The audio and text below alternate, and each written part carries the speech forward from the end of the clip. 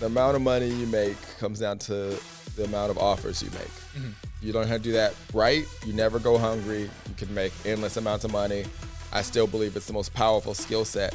I always learned lead generation because I was focused on knowing how I would market the future thing that I would potentially sell.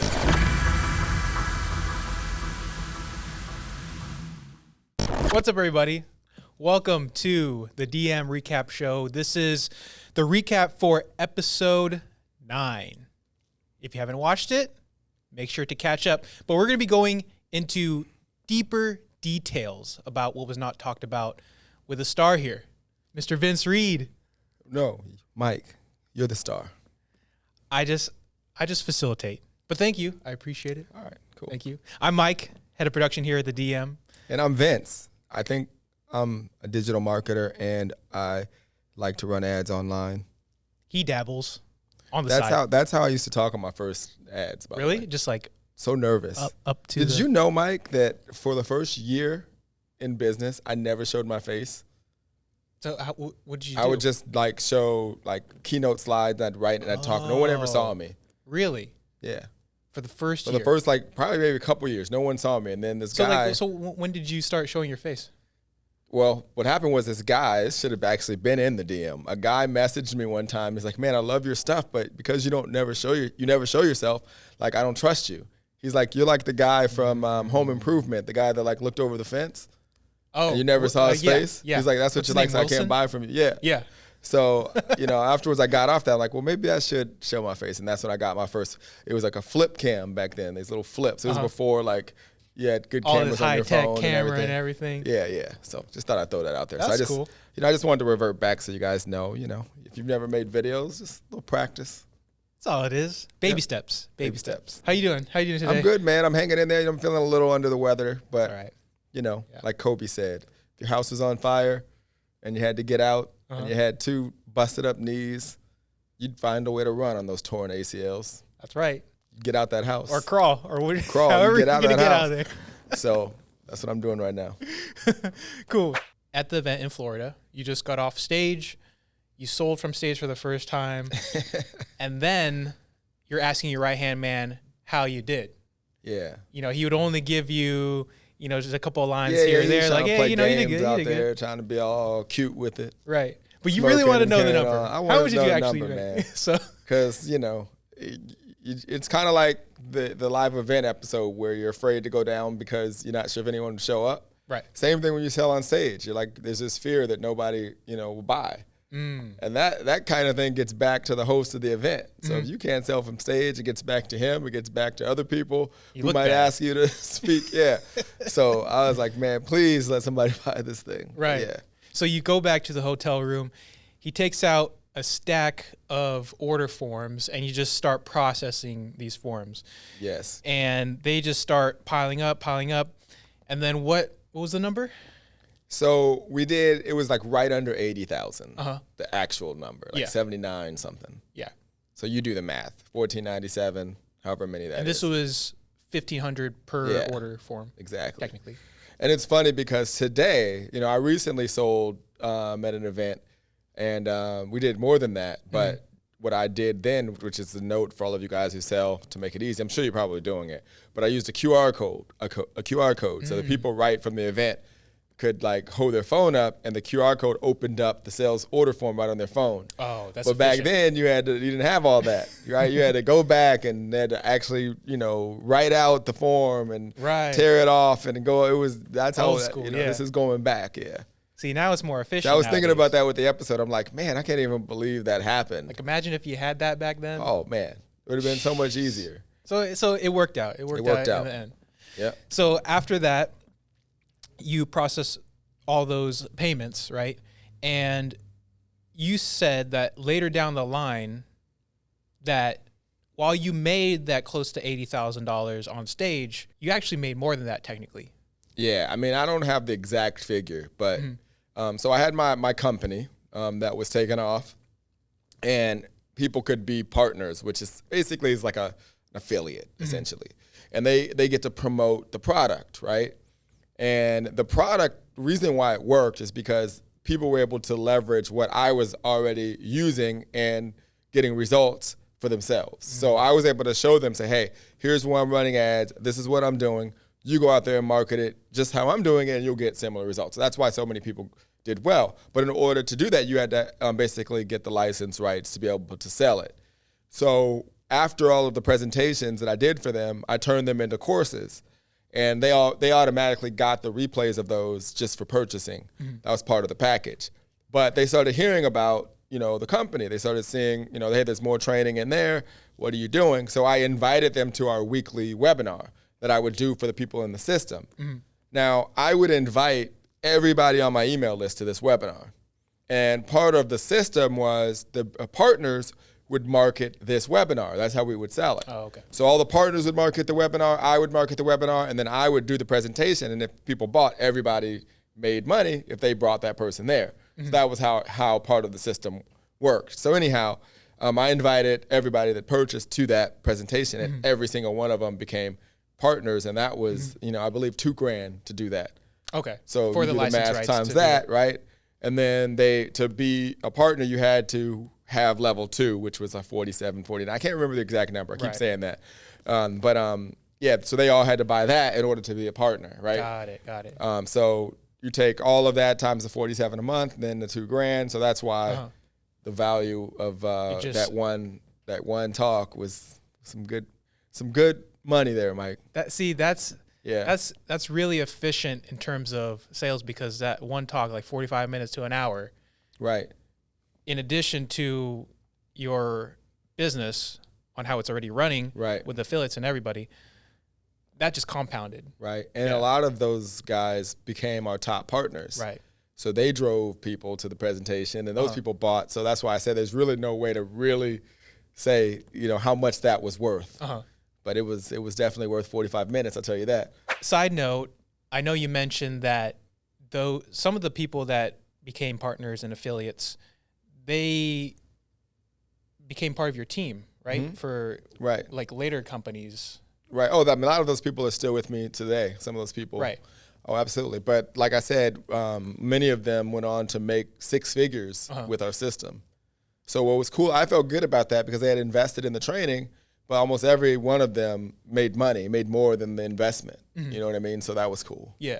I remember we were talking before about hiring from within, like people that you work with. Like you were saying that, not most people, but some people, they're against that. They want to hire from outside. But you take a different approach. Yeah, this is one of my secrets. And this is just because I've had a lot of customers through the years. And people have purchased products. People know, for me personally, I'll keep working with you till the end. Right? I can't guarantee that the strategy is going to work. I can't make your ad. I can't create your offer.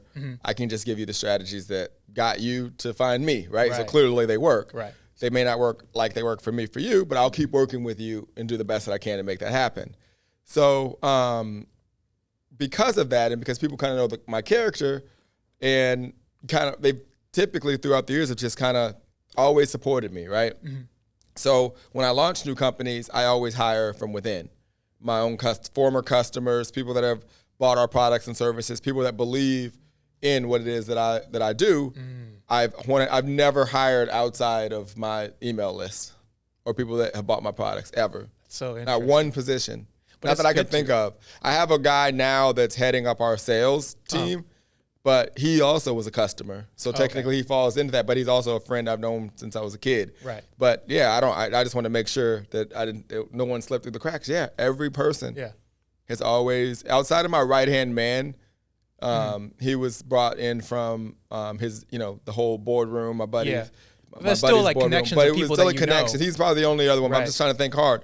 Yeah, outside of him, everybody has been a customer. Yeah, who've hired. That makes sense. Because if you have a small team, you want to make sure it's with the right people. Yeah, so and they know like your character, right? They know what you're about. They know how important your brand is. That's important to me. I want to go back a little bit, just touch on the Miami. It's not Miami. I don't know where it was, but it's in Florida. It wasn't Miami. It wasn't Miami. Okay. There is a Miami story down the road. We put a Miami theme to this because it just makes it more lively and fun in the episode. But how was it going out there? You didn't have Mr. X this time. Yeah, but honestly, you still made it happen. Yeah, we had fun, and it's true. You ever go somewhere, you just have to act like you belong, man. Just walk up and act like you belong. And that worked. We got right in. We had a good time. And it was true, man. Everybody was very loud out there. It was a lot more loud than California. So we were joking around about it. I found out about peacocking. I thought that, to me, that was the funniest part of all this. Like, if you're watching this recap, you got to go watch it just to see the peacocking scene. To me, that had me dying. That was funny. So, yeah. I had to find some good clips on that. So I edited that one. Don't. What? Yeah. So. Oh my God. So yeah. Don't. It was funny because we were watching it. We were watching the episode. And I kept watching Mike and I kept watching Connor to see if Connor was going to come over and slap you like I slapped all those people, the lawyers. I wanted to slap the lawyers in the last episode for messing up one of the edits. But he gave you the gave me the seal of approval. Yeah, he gave you the stamp of approval that you did all right because Connor had to go on a vacation and Mike took over. I had to fill in for this week. But this is what happens here at the DM. We gotta we're wearing all different hats, so we gotta fill in. I'm saving the slap till later. All right. All right, so Miami, or I kept saying Miami. It's not Miami. It's still Florida. It felt like Miami. So. To be honest, I've been to Miami. Miami's fun, but only for a little bit. Anyways, so Uncommon Ads was one of the segments in the show. You talk about what you taught your customers in terms of lead generation, placing ads in car washes and movie theaters. Yeah, those are like the smallest ones. How'd you come up with those? I'm always looking for unique ways. In fact, yesterday I saw this ad. I was like, okay, that's one. It was a company where that you can put the billboards on the side of like these big trucks, and they're those billboards that light up, and like you can put the digital boards. The digital boards, right. But they drive them around, and they're huge. Yeah. So I saw that there's a company that's doing. I'm like, man, and my brain first went to like, man, I wonder how much those trucks are. I wonder how much they're paying for ad space. I went to the site. It was like $9.97 for just one billboard. I'm like, it's a good business model. You buy 9,000? the trucks. No, $1,000, $9.97. I mean. Oh, okay, 1,000. For at least that's where it started. Right. But anyhow, so I'm always looking out for advertising That's a pretty strategies. good business. Like one of the new ones I just saw recently was like Hulu's allowing you to advertise there now. So Really? my brain always writes down all the new ways to run ads, and I'm always testing. Yeah. So yeah, for me it was just going back to the beginning, seeing how real estate market collapsed. I lost my job. I never wanted to be dependent on one thing. So my eyes always looking for new ways to drive traffic. That's always good because, we're talking about always finding like deals, and in this sense, always finding different ways to think creatively for opportunities, especially in lead generation. Yeah, man. Most people are on their phones, looking down at their phones, and I mean, I'm guilty of that sometimes, but it's always good to look up and see what's happening. It's simple, man. The amount of money you make comes down to the amount of offers you make. Right? And in order for you to make offers, people have to see what it is that you're selling. So traffic and just getting in front of the right people, you do that. You learn how to do that right. You never go hungry. You can make endless amounts of money. I still believe it's the most powerful skill set. And I tell people this all the time, people that used to buy my products, and we'll end with this, Mike. When you learn lead generation, like a lot of times you're focused on what it will do for the thing that you're currently selling. I always learned lead generation because I was focused on knowing how I would market the future thing that I would potentially sell. And that's why lead generation is so valuable. That's powerful. Profound? Profound? I'm pretty smart sometimes. What do you think, Connor? Not really? So sometimes it's a gem here or there comes out. But with that, you have to see the rest of the episode because he gets an invitation from someone you might know in the marketing space, someone that's built a company that starts with click, ends with unnels. So and is worth a B. A B. Not an M, a B. Yeah. So watch the episode. And as always, if you found this to be interesting, if you liked this episode, please be sure to subscribe, hit that like button, and we'll see you on the next episode. Later. Peace.